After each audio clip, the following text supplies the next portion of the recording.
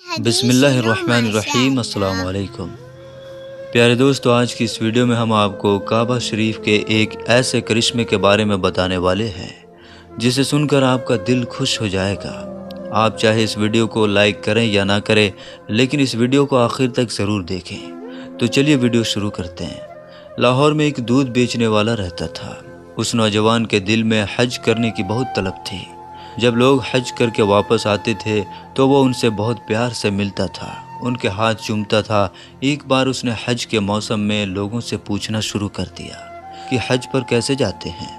کسی نے اسے بتا دیا کہ حج کے لیے کراچی سے جاتے ہیں، تو کسی نے اس کو اسٹیشن پر بھی پہنچا دیا۔ اب وہ اسٹیشن پر لوگوں سے پوچھنے لگا، مجھے کراچی جانا ہے، کراچی کیسے جائیں؟ وہ کئی دنوں تک لاہور کے اسٹیشن پر پھرتا رہا۔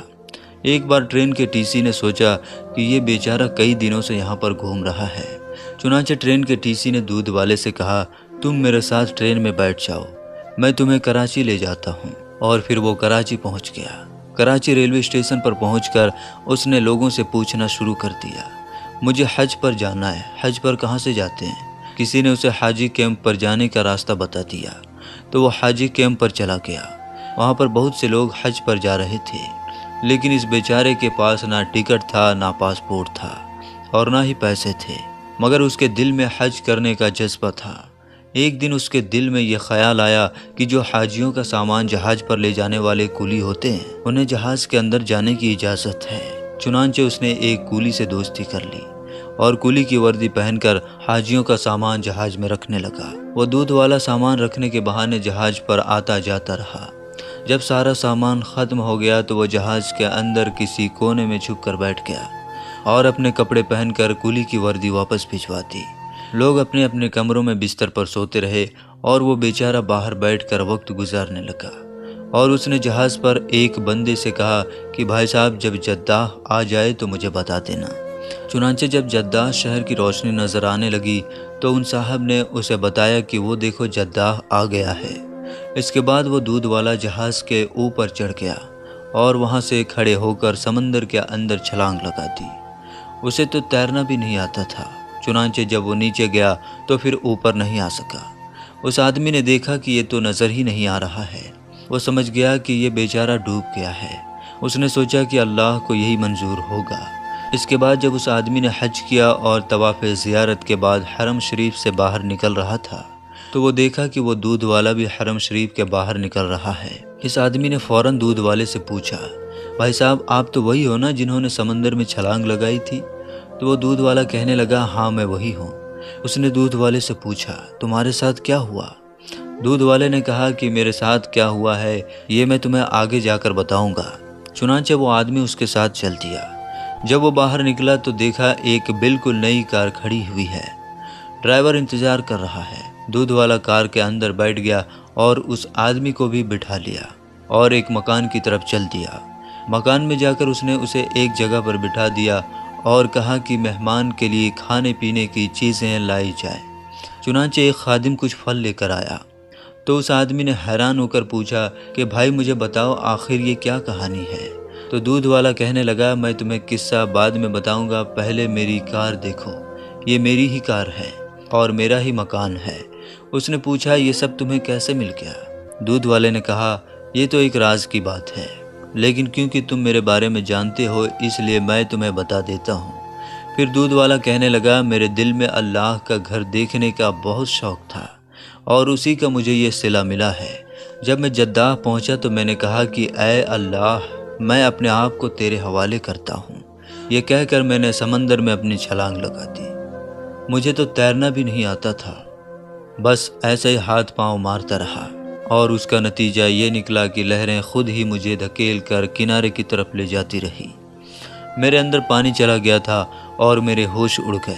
میں کنارے پر پڑا تھا اور جب مجھے ہوش آیا تو صبح تہجد کا وقت تھا۔ میں نے ادھر ادھر دیکھا تو باہر جانے کے سارے راستے بند تھے۔ چاروں طرف لوہے کے گرل لگے ہوئے تھے۔ آگے کا دروازہ بند تھا۔ میں اسی گرل کے پاس بیٹھ گیا۔ میں نے دیکھا اس گرل کے دوسری طرف ایک گھر ہے اور اس گھر کے صحن میں ایک گائے بندھی ہوئی ہے اور دو آدمی اس گائے کا دودھ نکالنے کے لیے آئے ہیں، مگر گائے ان سے مانوس نہیں تھی۔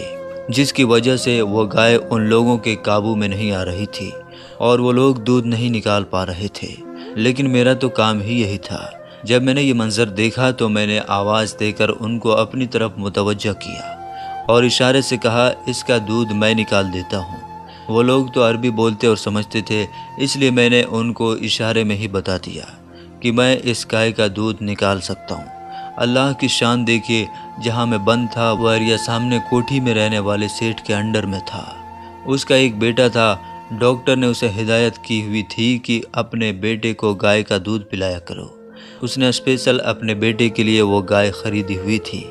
گائے کے اندر دودھ تو ہوتا تھا مگر وہ نکالنے نہیں دیتی تھی، جس کی وجہ سے وہ سیٹھ اور اس کی بیوی بڑی پریشان ہوتی تھی۔